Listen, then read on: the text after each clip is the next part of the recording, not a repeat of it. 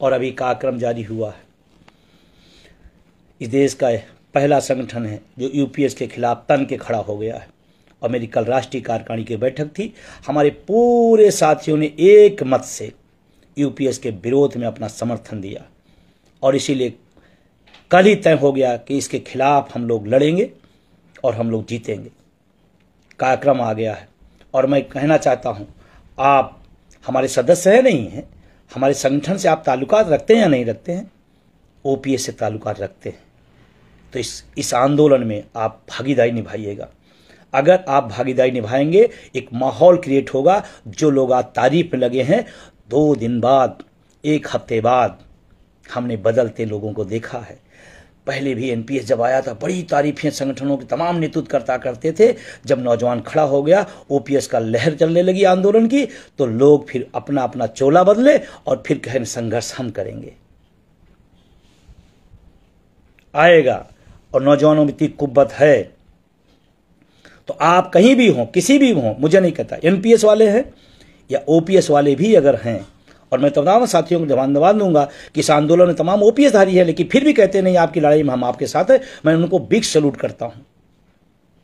ये हुई बात, पीढ़ियों की लड़ाई है। तो कल ट्विटर अभियान है। अगर ट्विटर नहीं बना है एक्स तो आप बना लीजिएगा, नहीं बना पाते तो अपने बच्चे से बनवा लीजिएगा। सारे लोग बनाइए और अपने लोगों को बनवाइए। और कल ट्विटर अभियान जो चलेगा, hashtag no NPS, no UPS, only OPS.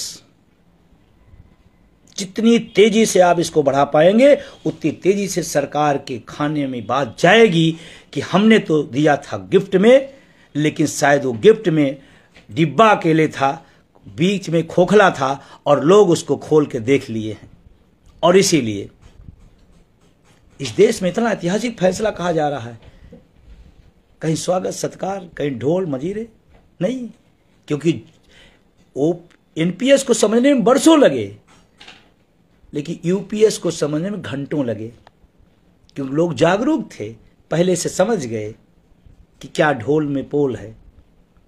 तो कल आप ट्विटर अभियान में शामिल होइए, किसी गुट में हो आप, मुझे मतलब नहीं है, लेकिन ध्यान रखना, आप अगर डर गए कि नहीं मेरे संगठन का आह्वान नहीं है और एनपीएस धारी हैं, तो फिर इतना डर के हक नहीं मिलता है।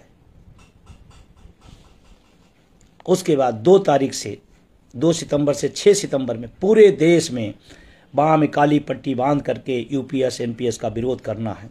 पूरे देश में 2 से 6 सितंबर पूरी ताकत से बांधिए।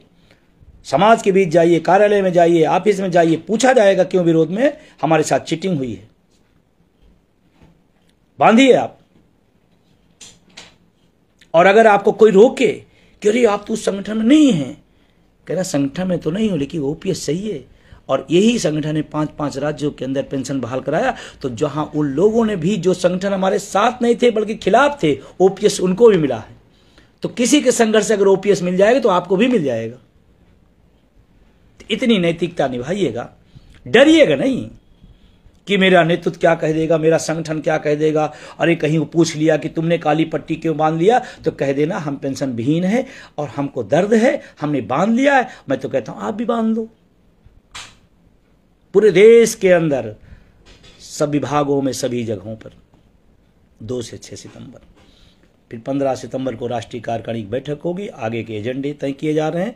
और आपको बताऊं, उसके बाद 26 सितंबर को देश के प्रत्येक जिला मुख्यालयों पर, तमाम संस्थाओं पर, तमाम स्टेशनों पर, तमाम मुख्यालयों पर एनपीएस यूपीएस के खिलाफ बड़ा प्रदर्शन एनएमओपीएस के अखिल भारतीय बैनर ने घोषित कर दिया है।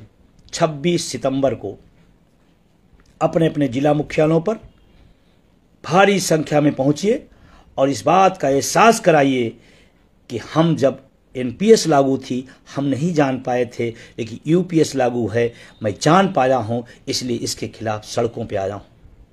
और ध्यान रखना, 26 सितंबर का प्रदर्शन अगर आपने सफल कर दिया तो मैं आपसे कहना चाहता हूं कि परिणाम आपके सामने बहुत जल्दी दिखेगा।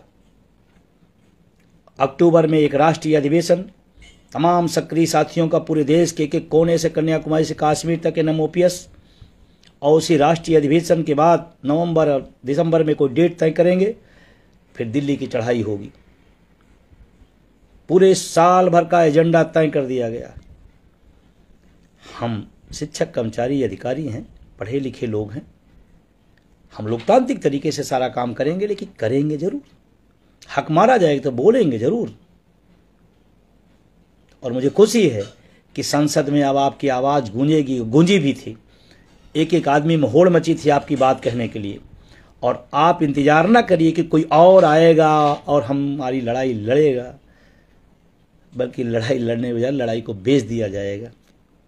इसलिए आप जागते रहो, सचेत रहो, सवाल करो। सत्ता से हो सकता है सवाल, तो नेतृत्व से भी हो सकता है सवाल।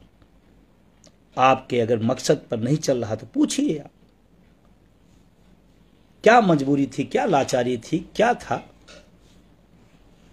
और उसके साथ एक और बात बताऊं, कुछ लोग पदों की लालसा में घूम रहे थे,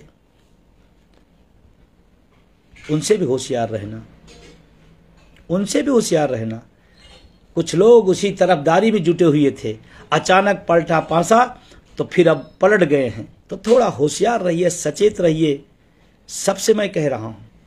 और आप 70% लड़ाई जीत चुके हैं, 70% लड़ाई जीत चुके हैं, मैं कह रहा हूं। और लोग कितने विचलित होते होंगे, लोग कितने भ्रमित होते हैं, मुझे नहीं पता। मैं पहले दिन से इस आंदोलन को जब लेकर चला था मशाल, तो पहले दिन से आज तक कह रहा हूं, इस देश में 110% पुरानी पेंशन बहाल होगी। इस लड़ाई को, इस झंडे को उठाए रखना, ओपीएस का झंडा उठाए रखना।